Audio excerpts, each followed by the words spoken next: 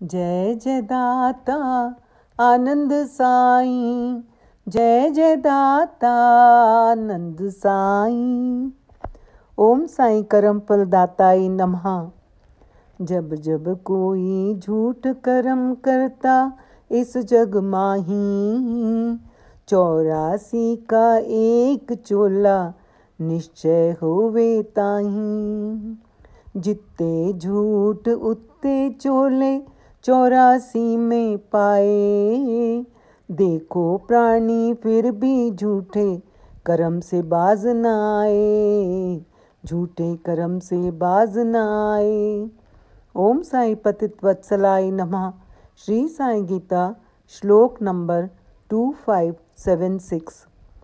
श्री साई गीता के इस परम पावन श्लोक में श्री आनंद साईं जी समझा रहे हैं कि जब भी जीव झूठ बोलता है उस एक झूठ के लिए 84 का एक चोला निश्चित है। जितने झूठ उतने चोले तैयार रहते हैं, फिर भी जीव झूठ बोलने से बाज नहीं आता। धर्मराज युधिष्ठिर जी भी एक झूठ के लिए नरक को देखते थे। झूठ बोलते वक्त जीव को एहसास ही नहीं होता कि वो क्या कर रहा है, लेकिन जब उसके परिणाम भुगतने होते हैं तो बहुत दुखदाई होते हैं। आज आपको कुंती पुत्र कर्ण का एक प्रसंग सुनाती हूँ, जो कि एक झूठ के कारण उसकी सब साधनाएं व्यर्थ जाती हैं। श्री परशुराम जी ब्राह्मण थे, शस्त्र विद्या में अच्छी तरह से निपुण थे, लेकिन उन्होंने क्षत्रियों को शस्त्र विद्या ना सिखाने का प्रण लिया हुआ था। कौरवों ने कर्ण को श्री परशुराम जी से धनुर्विद्या सीखने के लिए प्रेरित किया, पांडवों को हराने के लिए।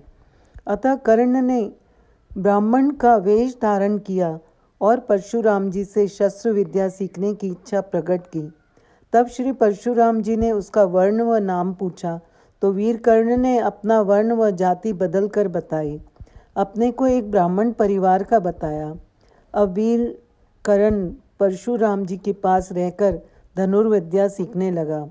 वह अत्यंत श्रद्धा भाव से परशुराम जी की सेवा किया करता था, परंतु उसके मन में इस झूठ को लेकर शंका रहती थी कि गुरुदेव को इस झूठ का पता न लग जाए कि मैं क्षत्रिय वंश का हूँ। परशुराम जी उसे हृदय से धनुर्विद्या सिखाते रहे और जब वीर कर्ण धनुर्विद्या में अच्छी तरह से निपुण हो गया, तब एक बार परशुराम जी को कहीं जाना था। उन्होंने कर्ण को भी साथ में ले लिया। यात्रा करते वक्त दोपहर को सघन वन में एक वृक्ष की छाया में विश्राम करने रुक गए। कर्ण ने अपनी चादर बिछा दी परशुराम जी के लिए। तब परशुराम जी ने कर्ण से कहा, सिर के लिए नीचे रखने के लिए एक पत्थर ले आओ। तब उसने विनय की कि गुरुदेव, आप मेरी जांघ पर सिर रखकर विश्राम कर लीजिए। परशुराम जी कर्ण की जांघ पर सिर रखकर निद्रा में लीन हो गए।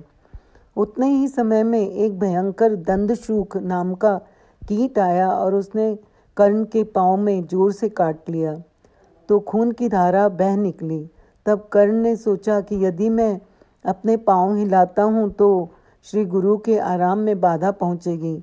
अतः वह पीड़ा को अगाध धैर्य से सहन करता हुआ सिर बैठा रहा। कुछ देर बाद श्री परशुराम जी की आंख खुली तो उन्होंने देखा कर्ण का पाँव खून से लथपथ था। उन्होंने पूछा कि ये क्या हुआ? कर्ण ने कहा, भगवान, एक कीड़े ने काट लिया। मैंने आपको सोया जान अपनी जांघ को हिलाना उचित नहीं समझा। ये बात सुनकर श्री परशुराम जी ने कर्ण से पूछा कि सच सच बताना, तुम कौन हो? तुम ब्राह्मण तो नहीं हो? ब्राह्मण इतने भीषण दंश को सहन नहीं कर सकता। ये सुन कर्ण को सांप सूंघ गया और उसे अपना वास्तविक परिचय देना पड़ा। श्री परशुराम जी बोले, तुमने अपने गुरु से झूठ बोला है, छल किया है, तुम्हारा कभी भला नहीं होगा।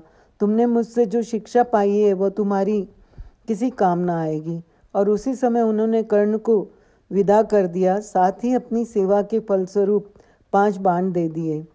गुरु के वचन सत्य निकले। महाभारत युद्ध शुरू होने से पहले कुंती ने उससे वो 5 बाण ले लिए। युद्ध में वही बाणों से अर्जुन ने कर्ण का वध किया। धनुर्विद्या भी कुछ काम न आई। ओम साई राम, जय साई राम।